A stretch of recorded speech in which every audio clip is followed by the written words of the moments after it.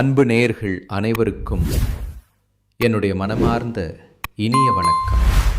இன்னைக்கு நம்ம பார்க்க போகிறது ரிஷபம் ராசிக்கார நேயர்களுக்கான பிரத்யேகமான பலன்கள். நம்ம வீடியோ பதிவுக்குள்ள முழுமையாக போகிறதுக்கு முன்னாடி ஒரு சின்ன விஷயம். நம்ம வாழ்க்கையில் என்ன நடந்தாலும் நமக்கு துணையாக நிற்கிற அந்த அழகன் முருகனை மனதார உருகி வணங்கிட்டு அப்புறமா வீடியோ பதிவுக்குள்ள போகலாங்க. ஓம் முருகா போற்றி, ஓம் முருகா போற்றி, ஓம் முருகா போற்றி, என்னை காக்கும் முருகனே போற்றி. நிச்சயம் நமக்கு நல்லதே நடக்கும், நல்லது மட்டும்தான் நடக்குங்க. பொதுவாகவே இந்த ரிஷபம் ராசிக்காரங்களை பற்றி சொல்லணும்னா, இவங்க எவ்வளவுதான் மாறி மாறி உழைச்சாலும் ஓயாமல் உழைச்சாலும் அதுக்கு ஏற்ற ஒரு அங்கீகாரமோ மதிப்போ கிடைக்காத ராசியாத்தாங்க இவங்க இருக்காங்க. பல நேரங்களில் என்னடா இது, நமக்கு ஒரு மதிப்பு கூட இல்லையா அப்படின்னு நினைக்கிற நிலைமை இருந்தாலும் பரவாயில்ல, பாசத்துக்கும் நேசத்துக்கும் கட்டுப்பட்டு தங்களுக்குள்ள இருக்கக்கூடிய அத்தனை துன்பத்தையும் கஷ்டத்தையும் வெளியே காட்டிக்காம மறைச்சிக்குவாங்க. சில நேரங்களில் அசிங்கத்தையும் அவமானத்தையும் கூட சந்திக்க நேரிடும். ஆனால் அதையும் வெளிப்படுத்தாமல் நான் அசிங்கப்பட்டாலும் பரவாயில்ல, என் குடும்பம் நல்லா இருக்கணும் அப்படின்னு தனக்குன்னு இருக்கக்கூடிய உறவுகளை காக்கக்கூடியவங்களா, மிகச்சிறந்த குணம் கொண்டவங்களா இவங்க இருக்காங்க. இவ்வளவு அருமையான தங்கமான நற்குணங்களை கொண்ட ரிஷபம் ராசிக்கார அன்பர்களே, எல்லாரும் நலமா இருக்கீங்களா? ஏங்கம்மா, நீங்கள் வேற எங்களை பார்த்து இப்படி ஒரு கேள்வியை கேட்குறீங்களே.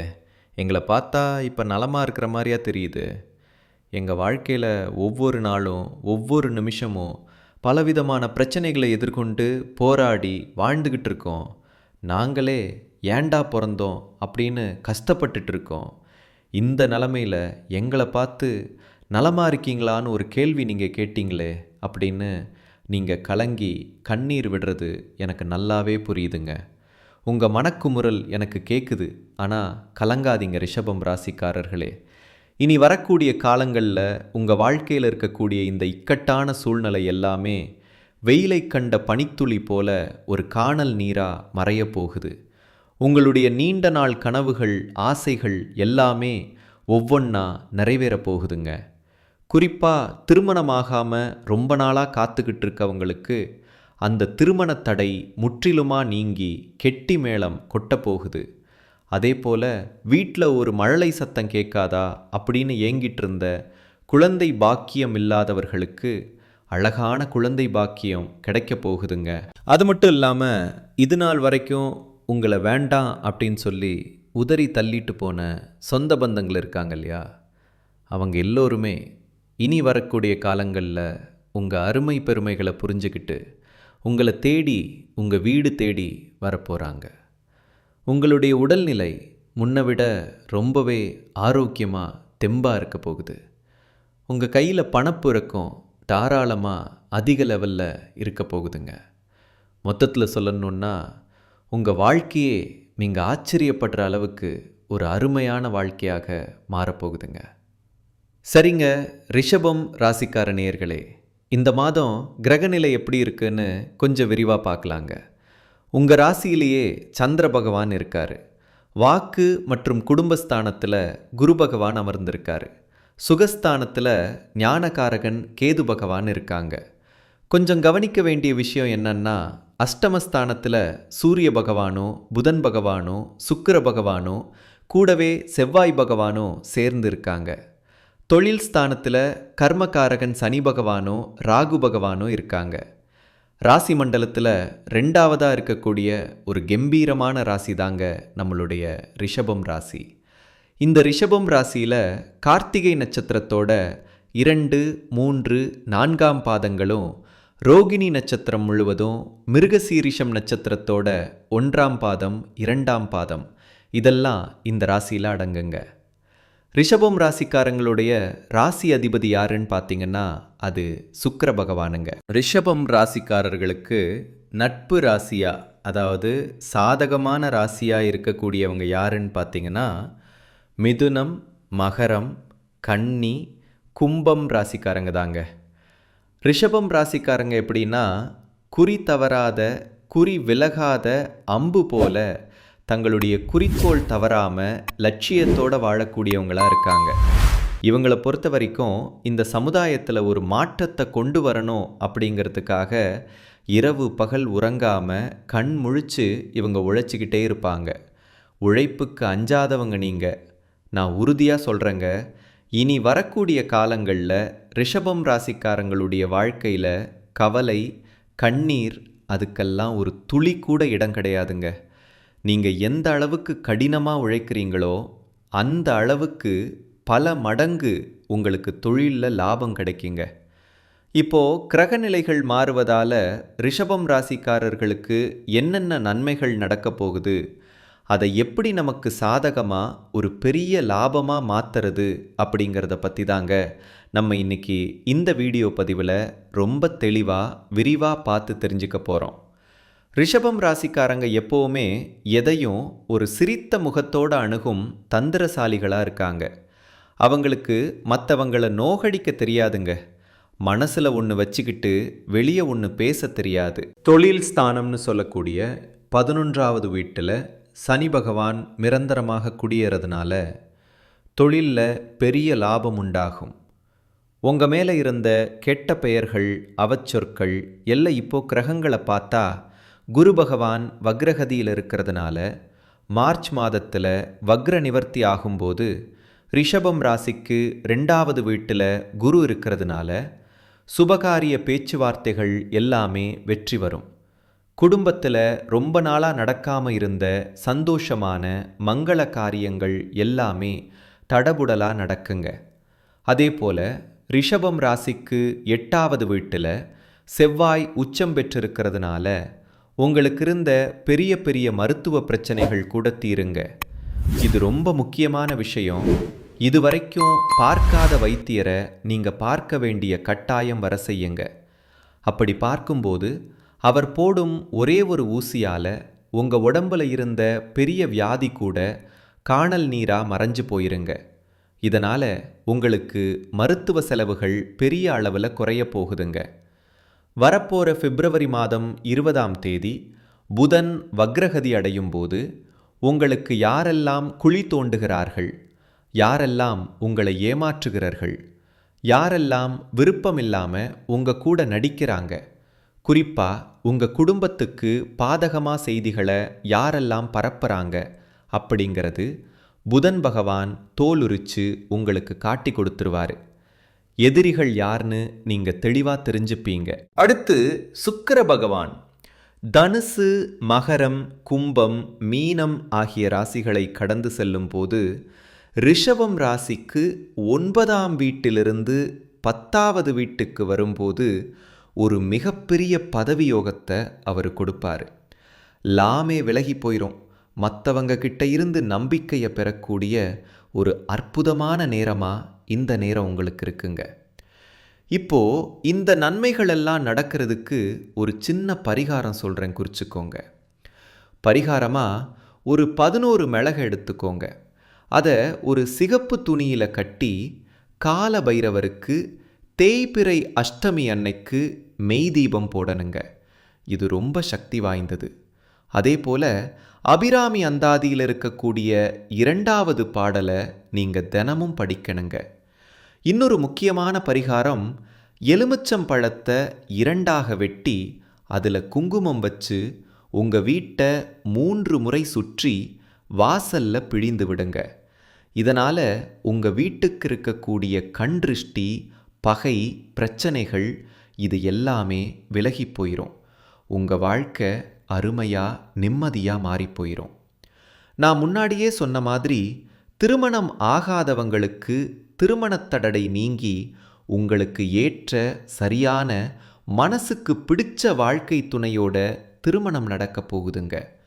குழந்தை பாக்கியம் இல்லாதவர்களுக்கு அந்த இறைவன் அருளால் குழந்தை பாக்கியம் கிடைக்கப் போகுதுங்க. பூர்வீக சொத்து ரீதியாக ரொம்ப நாளாக இழுபறியாயிருந்த அனைத்து பிரச்சனைகளுக்கும் ஒரு சுமூகமான தீர்வு கிடைக்கப் போகுதுங்க. உங்கள் வாழ்க்கையில் இனி வரக்கூடிய காலங்களில் கவலை, கண்ணீர் அப்படிங்கிற பேச்சுக்கெல்லாம் ஒரு துளி கூட இடம் கிடையாதுங்க. படித்து முடிச்சுட்டு ரொம்ப நாளாக வேலை தேடிட்டு இருக்க இளைஞர்களுக்கு அவங்க படிப்புக்கும் தகுதிக்கும் ஏற்றாற்போல ஒரு நல்ல வேலை, கௌரவமான வேலை கிடைக்க போகுதுங்க. நான் உங்ககிட்ட ஒரு கேள்வி கேட்குறேன். இந்த உலகத்தில் யாருங்க உண்மையான கோடீஸ்வரன்? கோடி கோடியாக பணம் வச்சிருக்கிறவங்களா, இல்லை பிடிச்ச உணவுகளை வகை வகையாக சாப்பிட்றவங்களா, இல்லை பிடிச்ச உறவுகள்கிட்ட மணிக்கணக்காக பேசுகிறவங்களா? உண்மையை சொல்லணுன்னா இதில் யாருமே கோடீஸ்வரன் கிடையாதுங்க. யார் ஒருத்தவங்க நோய் நொடி இல்லாமல், மனக்கவலை இல்லாமல் ராத்திரி படுத்தா நிம்மதியாக தூங்குறாங்களோ அவங்க தாங்க இந்த உலகத்திலேயே சிறந்த கோடீஸ்வரன். அப்பேற்பட்ட கோடீஸ்வரனாகக்கூடிய யோகம், பாக்கியம் உங்களுக்கு இந்த மாதம் அமைஞ்சிருக்குதுங்க. உங்கள் வாழ்க்கையில் இனி வரக்கூடிய காலங்களில் கவலை, கண்ணீர் அப்படிங்கிற வார்த்தைக்கே இடம் கிடையாது. இது நாள் வரைக்கும் உங்களுடைய மனசில் இருந்த பாரமான மனக்கவலைகள் எல்லாம் இனி வரக்கூடிய காலங்களில் காத்தில் கரைஞ்ச கற்பூரம் போல காணாமல் போக போகுதுங்க. நீங்கள் ஒரு சந்தோஷமான, ஆரோக்கியமான வாழ்க்கையை இனி வரக்கூடிய காலங்களில் வாழ போகிறீங்க. உங்கள் வாழ்க்கையில் சந்தோஷம் எப்போவுமே நிலச்சிருக்க போகுதுங்க. குறிப்பாக உங்கள் வாழ்க்கையில் இந்த மாதம் ரொம்பவே அருமையாக இருக்க போகுதுங்க. உங்களோட நீண்ட நாள் ஆசைகள், கனவுகள் எல்லாமே ஒவ்வொன்றா நிறைவேற போகுதுங்க. உங்களோட மனசில் ஒரு பெரிய தெளிவு அதிகரிக்க போகுது. புதுசாக ஒரு நம்பிக்கை பிறக்க போகுது. இவங்களால் இது முடியாது அப்படின்னு அடுத்தவங்க ஒதுக்கி வச்ச காரியத்தை கூட நீங்கள் அழகாக திட்டம் தீட்டி முயற்சி பண்ணி அந்த காரியத்தில் நீங்கள் வெற்றி அடைஞ்சு காட்ட போகிறீங்க. பழைய கவலைகள் எல்லாமே மெதுவாக குறைய போகுது. குடும்பத்தில் ஒரு ஒற்றுமை ஏற்பட போகுது. இது நாள் வரைக்கும் இருந்த சண்டை சச்சரவுகள், கூச்சல், குழப்பம் எல்லாமே விலகப் போகுது. மனசில் ஒரு பெரிய நிம்மதி ஏற்பட போகுது. உடல்நிலை ரொம்பவே ஆரோக்கியமாக இருக்க போகுதுங்க. நல்ல செய்திகள், சுப செய்திகள் உங்களை தேடி வரப்போகுது. பாதியிலேயே தடைப்பட்ட வேலைகள் எல்லாம் இப்போ விறுவிறுன்னு நடக்க போகுதுங்க. பொருளாதார நிலை, அதாவது தன வரவு மெதுவாக உயரப்போகுது. உங்ககிட்ட சேமிப்பு செய்யணும் அப்படிங்கிற எண்ணம் வரப்போகுதுங்க.